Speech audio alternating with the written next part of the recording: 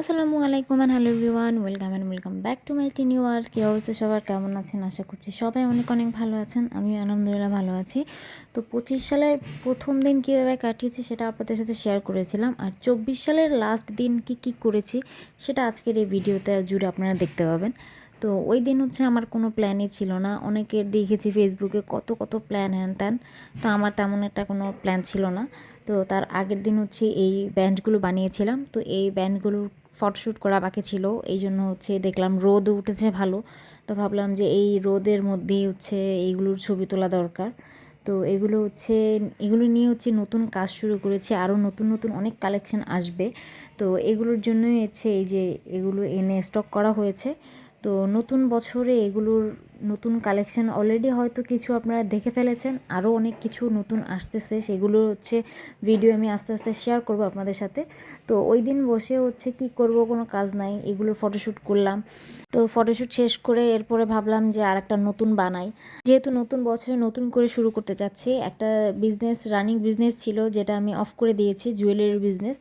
তো এখন জুয়েলারির বিজনেসটা না করে হ্যান্ডমেড জুয়েলারি বিজনেস ছিল, তো ওটাকে একটু সাইড করে এখন একটু নতুনভাবে অন্য কিছু নিয়ে কাজ করতে চাচ্ছিলাম, এই জন্য এটা নিয়ে কাজ করা।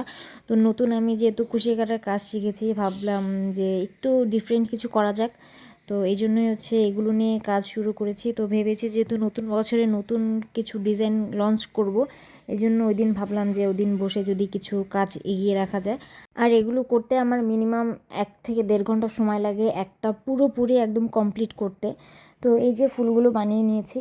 তো একটু আগে যে হাইপার ল্যাপস দিয়ে ভিডিওটা দিয়েছি, মাঝে মধ্যে মনে হয় যে এত দ্রুত কাজ করতে পারলে তো খুব তাড়াতাড়ি অনেকগুলো করা যেত আর কি, তো সেটা তো আর সম্ভব না। যাই হোক, এই ফুলগুলো এখন এই গ্লুটা দিয়ে লাগিয়ে নিব। গ্লুর জন্য আমি B6000 গ্লুটা ইউজ করি, এখানে যে কোনো একটা গ্লু ইউজ করা যায়। তো আমি মনে করি যে এইটাই বেটার, কারণ এটা একটু সুন্দর মতো, আঠাটা যদি ঠিক মতো না লাগে তাহলে ফুলটা খুলে যাওয়ার সম্ভাবনা থাকে। তো পরে এই যে এখানে ফুলটা লাগিয়ে নিলাম। আর এই কালারটা না ফোনে যতটা না সুন্দর আসছে, তার থেকে সামনাসামনি অনেক সুন্দর। তো এরপর চলে গেলাম বাইরে, যেহেতু রোদ আছে, এই রোদে থাকতে থাকতে আমার ভিডিও তারপর ছবি যা করার করে নিতে হবে, এই জন্য চলে গিয়েছিলাম। আর এই ব্যান্ডগুলোর নতুন নতুন অনেক কালার সামনে আসতেছে, ভিডিও ছবি সব পেয়ে যাবেন ইনশাল্লাহ। তো পরে এগুলো বানানোর পরে দেখলাম রান্নাঘরে আম্মু যেন কী করতেছিল, সাউন্ড পাচ্ছিলাম। পরে দেখলাম যে রান্নাঘরে এখানে পিঠা বানানোর প্রসেস চলতেছে। এখানে গুড়টাকে জাল দিয়ে নিয়েছি, আর পাশে দুধ বসিয়ে দিয়েছিল, আর এখানে পিঠা বানানোর জন্য গুড়ি গুলিয়ে নিয়েছে। তো এটা জাস্ট প্রসেস করে রেখেছে, এখন বানাবে না।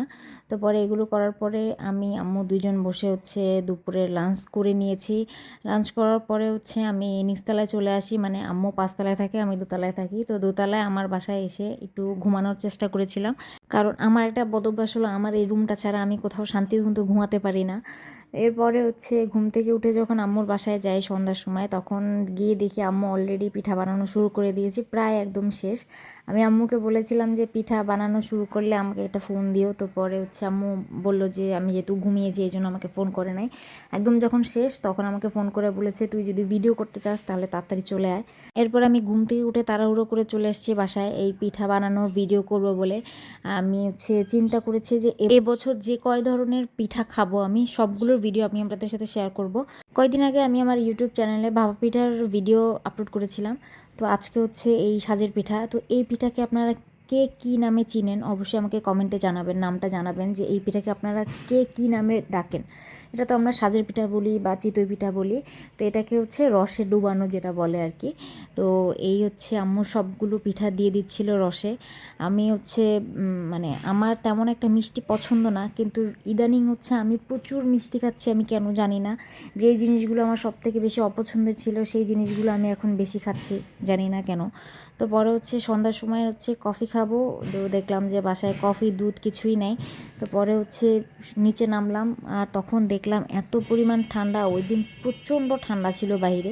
তো পরে মুদি দোকানে গেলাম, গিয়ে কফি আর দুধ নিয়ে সোজা বাসায় চলে আসলাম। বাইরে একদম ঠান্ডায় টিকা যাচ্ছিল না। তো আমি রিসেন্ট এই নতুন এই কফিটা ট্রাই করতেছি, ভালোই লাগতেছে। তো এরপরে রান্নাঘরে গিয়ে দেখলাম একদম পিঠাগুলো রসে একদম ফুলে গেছে, আর এত নরম হয়েছে। তো পরে আমি 3টা পিঠা নিয়েছি। আমি পরবর্তীতে এতই মজা হয়েছিল যে আরও একটা খেয়েছি। তো এটা খাওয়ার পরে, নাস্তা শেষ করার পরে তো অ্যাজ ইউজুয়াল কোনো কাজ নাই, তাই জন্য হচ্ছে আরও একটা সুন্দর কালারের একটা ব্যান্ড বানিয়ে ফেলেছি, একদম বারবি বারবি কালার। তো এটা শেষ করার পরে হাওলাদার সাহেব বাসায় আসার সময় সে হচ্ছে মিষ্টি নিয়ে আসে, আর আমার জন্য হচ্ছে ছানা নিয়ে আসে, কারণ তার প্রমোশন হয়েছে এই কারণে সে মিষ্টি নিয়ে আসছিল।